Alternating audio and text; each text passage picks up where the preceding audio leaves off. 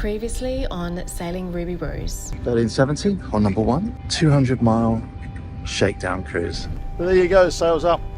Seawind 1370. This is the end of detected water. Now I'm going to get into open water, so we'll see exactly how it goes. Not going to lie to you, yesterday was not pleasant. Wind's knocking 22, 25, gusting 30. This boat, it can take it. Yeah, clearly the boat is far, far stronger than I. Beautiful, calm conditions behind this rock, but as soon as we get back out there, another shellacking.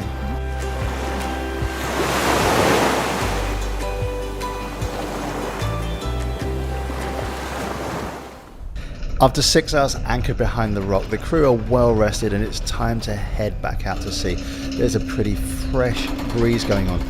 With the anchor raised and stowed, we are back out to sea. Now at this point, the wind is even fresher. We have got 3 reefs in the main and we are getting the jib out, but leaving a couple of wraps in that. Honestly, it is very, very fresh. Now, a lot of you have asked about performance. No, I have not been muzzled, but it's very, very difficult to get performance when the sea state is like this. But we are heading probably between 9 and 11 knots, beating into the wind here. So that is the boat speed. In addition to this, we have got an apparent wind angle between 55 and 65 degrees off the wind, which for us is pretty damn good. But the sea state, again, I am holding on here, one, to try and keep my breakfast down, but also just because it is pretty rough. But no squeaks, no problems with the boat, just a lot of spray and a lot of kind of like bouncing off those waves.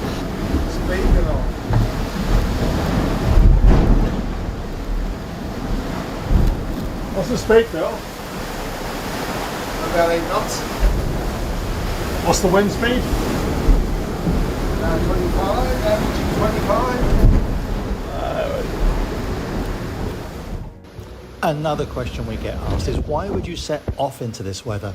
Well, I wasn't the skipper, but Seawind wanted to test the boat. This is the entire reason this boat is being sent up to the Chang, to beat into heavy weather. The harder you thrash the boat, the better you can work out if the boat is going to be tough enough for those circumnavigations that so many owners have planned. So, apologies for the look. Day 4 on passage. I guess that's what you get after 4 days of being tossed about. So today we've got about 45 miles to run. We anchored off in this tiny little fishing village. It's flat, calm. Skipper's getting a briefing done for the crew, and we're just going to get the engine started. I think today we're going to motor sail. The wind forecast is much less wind, so fingers crossed, because yeah, it's been a pretty sketchy few days. Probably some top 5 roughest sails I've ever had. Anyway, beautiful sunrise, and yeah, time for us to go up the coast. Morning, Stefan. Here's our happy crew, all starting their morning coffee with breakfasts from around the world. So I'll report that later. So after the relative insanity of the last 3 days, looks like the last few hours is going to be kind of what I signed up for, which is, well, a nice little motor up the coast. Maybe I should have bought a motorboat, but no. So yeah, it's actually, no, it's a nice end to this leg of the journey. Top tip, whenever I travel on other people's boats, I pack my own supplies to a certain extent, my own things. Life jacket, obviously. Harness, obviously. And tea bags. I really am quite English sometimes, but I have turned into my own mother. But yeah, so I managed to brew up a cup of tea on the induction hob, which is amazing. Like, it heats up, you know, enough for a cup of tea in 30 seconds, which is all I really need in life. So yeah, so I've got a cup of tea and about 3-4 hours to run till we're into the Chang. I've heard that check-in, despite the fact we've only done a coastal cruise, is a very long process. So I expect to be kept on the boat for 3 or 4 hours, but in that time I'll pack everything up. I have a hotel booked for tonight, and after 3 days of lying around, trying not to throw up, dry retching, eating bits of bread and water, I'm going to have a very, very, very long shower. I'm going to have a very large meal, and I'm going to sleep. Then I'm going to go out and see how many beers I can drink before I fall over. So finally, after 4 days, the crew are, well, we're within sight of Nha Trang. I reckon we got a couple of hours to run. There's a big party island, like a big resort island, off the coast of Nha Trang, and after Ho Chi Minh, Nha Trang is the place I've been to the most. So yeah, so we'll go around there. The marina we've been to before. We went to a regatta there, regatta. Last year, so we'll head in there and go and see the staff there. We also need to check in Nha Trang. Here we come.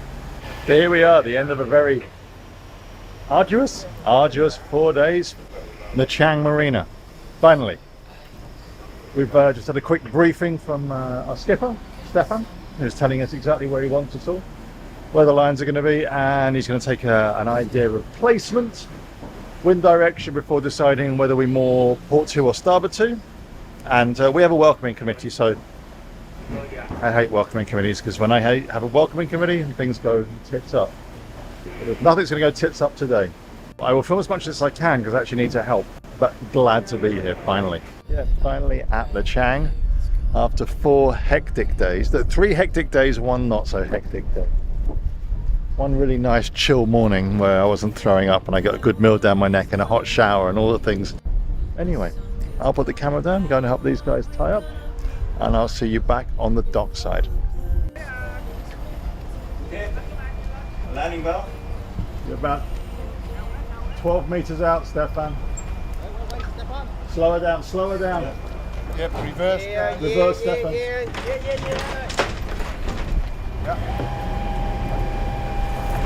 So just a quick point about the arrival at Nha Trang. The check-in process was complicated because Nha Trang Marina and the authorities are not used to seeing a foreign flagged yacht arriving, even though it was from Ho Chi Minh. So there was a lot of paperwork to do there before we were allowed to get off the boat.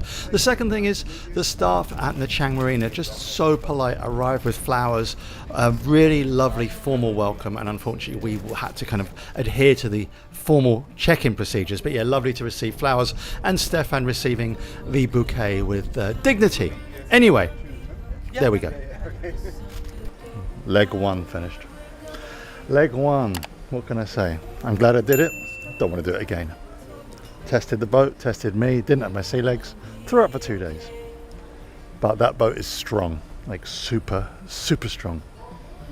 So yeah, very, very happy that I've done it. And now I'm in this beautiful marina, Anna Marina in Nha Trang.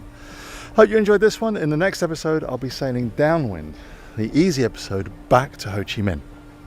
So, thanks for liking, thanks for subscribing, thanks for commenting. I'll see you all next week. Take care, goodbye.